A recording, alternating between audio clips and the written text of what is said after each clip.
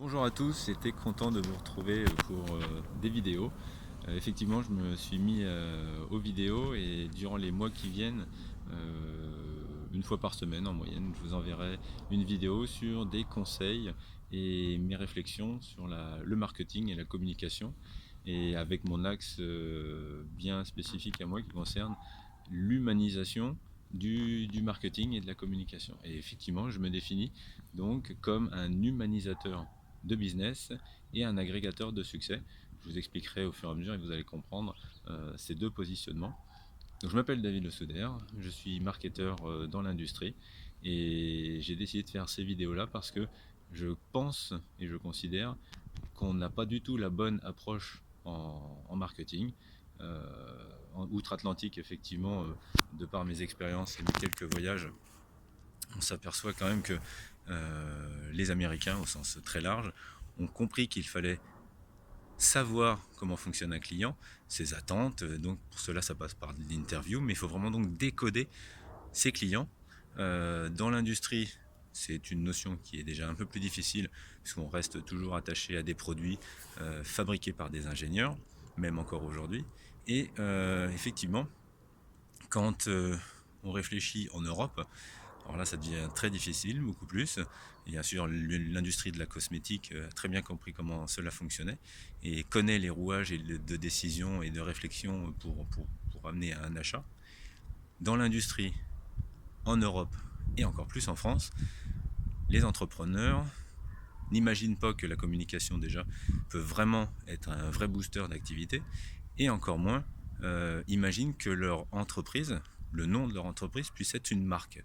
Pour eux, des marques, c'est Nike, c'est Coca-Cola, c'est Google, mais on ne fait pas le rapprochement en fin de compte du pourquoi ces marques sont si bien positionnées.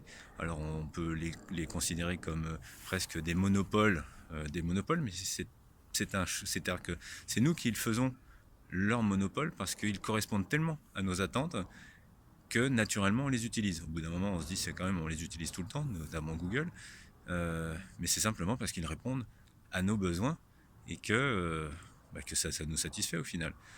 Hégémonique ou pas, ils répondent.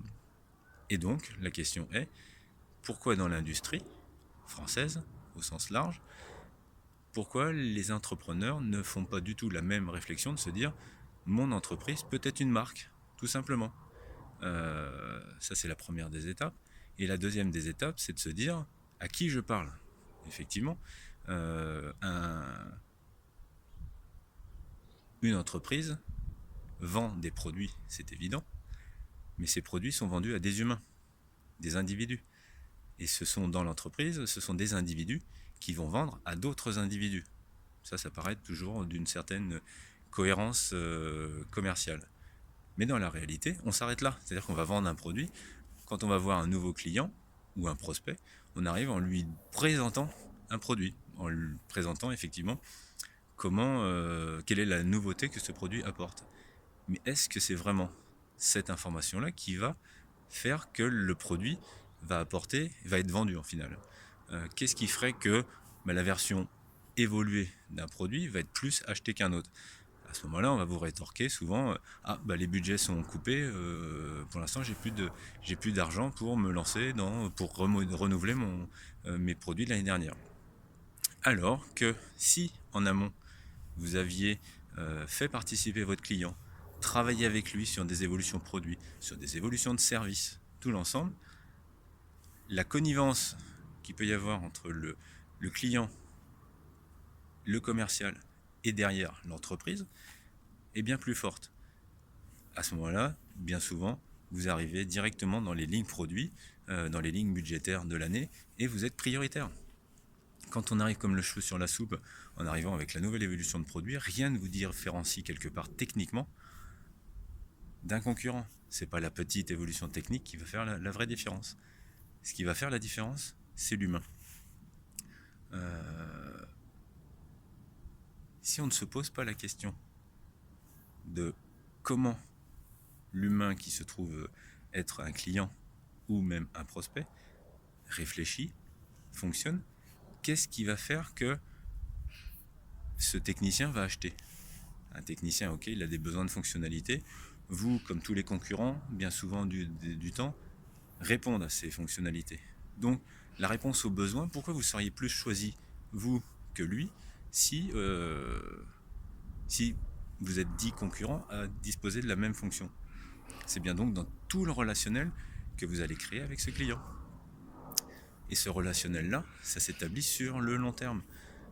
Relationnel commercial, mais ce qui veut dire aussi que le commercial, les clients ne lui sont pas 100% attribués en tant que compte client, et que la marque industrielle que vous allez créer va donc véhiculer une appartenance, une volonté de diffuser un message bien particulier.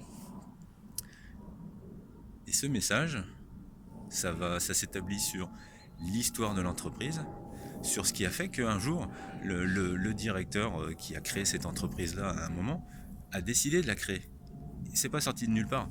Il ne s'est pas réveillé un matin en disant tiens, demain matin je vais créer mon entreprise. Non, il est parti parce qu'au fond de lui, dans son cœur, dans son plus profond, il avait une envie d'apporter quelque chose à des industriels, d'apporter quelque chose au monde, d'apporter son œuvre. Et ça, c'est ça qu'il faut retranscrire en verbe marketing, en texte, en information, pour que l'âme de l'entreprise soit transmise. Et les commerciaux sur le terrain, les commerciaux sédentaires, les techniciens, les financiers, les secrétaires, les adjoints, enfin tout le monde de l'entreprise doit comprendre exactement ce qu'est l'âme, ce qui l'a fait vivre cette entreprise. Et on a beau dire oui, ça c'est pour Coca-Cola, c'est pour Google, c'est pour j'en sais rien, Heineken, c'est Procter & Gamble. Non, c'est pas vrai. C'est pas vrai. Qu'est-ce qui va différencier des entreprises du CAC 40 d'une petite entreprise sur la partie communication? Aucune en tant que telle. Une entreprise, il y a des entreprises qui réussissent très très très très bien et qui, au final, pourraient vraiment créer encore plus de relationnel avec leurs clients.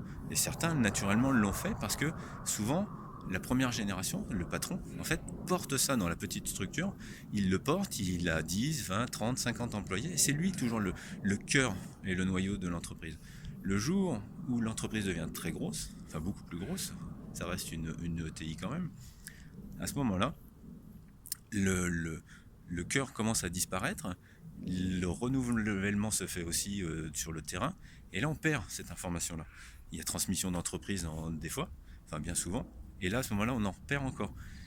Et il faut reconstruire un dialogue, il faut reconstruire une communication, reconstruire une stratégie d'entreprise qui va être véhiculée après sur le terrain pour créer cette appétence à la marque. Mais ça se met sur le temps, ça s'inscrit dans une communication, et c'est toute la traduction complète de la communication qui va se faire ainsi.